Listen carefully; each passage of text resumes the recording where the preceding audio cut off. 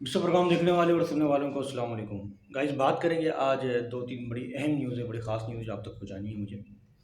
वो पहली न्यूज़ ये है कि बानी एम क्यू अल्ताफ़ साहब के एक बहुत करीबी साथी थे और एम क्यू इंटरनेशनल के बहुत पुराने दरीना कारकुन थे आफ्ताब अहमद बकाई। उनका इंतकाल हो गया है, सबको मालूम है इंतकाल के बाद क्या सूरत हाल चल रही है, इस पर ज़रा बात करेंगे। और एम क्यू इंटरनेशनल को बहुत बड़ा धचका भी लगा है। एम क्यू इंटरनेशनल में इसलिए कह रहा हूँ कि जो एम क्यू लंदन जो है उसको एम क्यू इंटरनेशनल इसे ख़ास तौर पे कहा जाता है।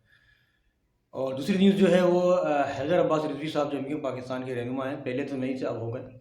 तो उनकी गाड़ी छीनने का एक बहुत बड़ा वाक़या पेश आया है। किसने छीनी है, कौन था वो, इस पे ज़रा बात करेंगे।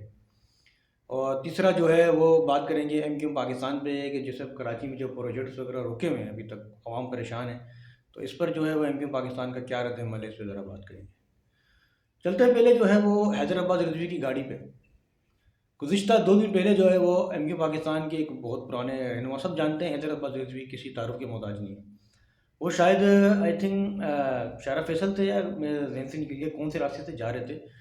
तो वो ये बता रहे हैं कि इनकी गाड़ी जो है वो गन पॉइंट के ज़रिए छीन ली गई।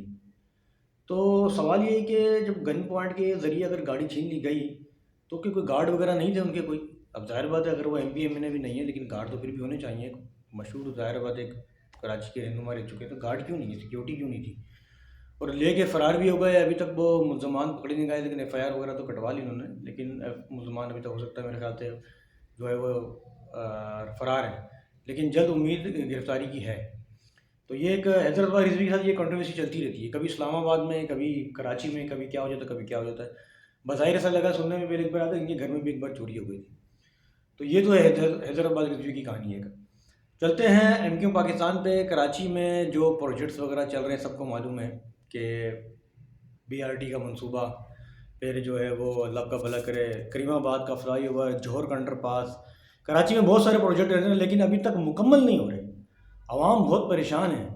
आवाम जो है वो बहुत ज़लील ख्वार हो रही है। इस पर जो है वो कराची की आवाम भी काफ़ी उठ गई है। आपको पता है सोशल मीडिया में काफ़ी इसके ऊपर वो जो टिकटॉक पे व्लॉग भी बन रहे हैं कि मुराद अली शाह साहब क्या कर रहे हैं, मेयर कराची मुर्तज़ा वहाब साहब क्या कर रहे हैं। आवाम परेशान है। बीआरटी का मनसूबा सफूरा चुरंगी से लेके नुमाइश तक जा रहा है और पूरा का पूरा रोड खुदा हुआ है। सब परेशान हैं कि ये प्रोजेक्ट रुके हुए क्यों, आखिर पायल तमीर तकमील तक क्यों नहीं पहुंच रहे। जब मुस्तफ़ा कमाल का दौर था तो कराची में बड़ा जल्दी काम होता था, अब नहीं हो रहा। आखिर पीपल्स पार्टी जो है वो कराची में बिल्कुल नाकाम हो चुकी है। कराची के प्रोजेक्ट रुके हुए हैं, सालों साल गुजर गए लेकिन मुकम्मल नहीं हो रहे। तो फिर फ़ायदा क्या, बनाते नहीं आप? आवाम को क्यों इतनी परेशानी वगैरह दे रहे हैं आप? इस पर एम पाकिस्तान ने जो है वो एक्शन उठाया कि प्रोजेक्ट वगैरह मुकम्मल नहीं हो रहे। लेकिन सवाल ये है कि M N A M P A भी तो यहाँ पर एम पाकिस्तान के हैं कराची में। तो वो सारा बजट फिर कहाँ जा रहा है आखिर, समझ में नहीं आ रही। खिचड़ी क्या बन रही है, कुछ समझ में नहीं आ रहा कि कौन किसके साथ है। आवाम जो है वो कराची की परेशान हो रही है। आखिर कब तक ऐसा चलता रहेगा?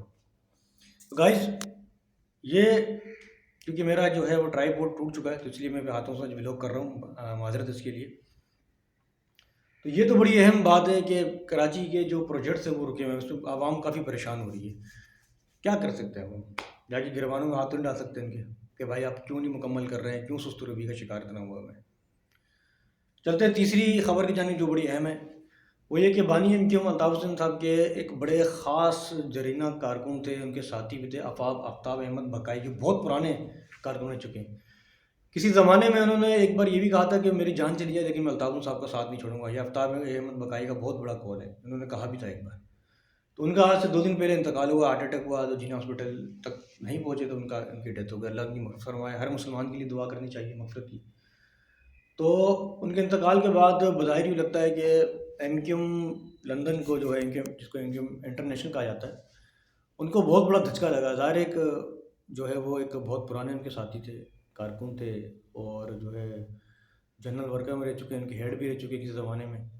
इसके अलावा फिर जो है उन्होंने काफ़ी जो है काम किया है 92 में, 88 में, 85 में। वो उन्होंने बड़ा कदम ब कदम जो है वो साथ दिया है एमक्यूम का, और काफ़ी उन्होंने कुर्बानियाँ भी दी हैं बज़ाहिर एमक्यूम के लिए। बज़ाहिर यूँ लोग कहते हैं कि इस तरह।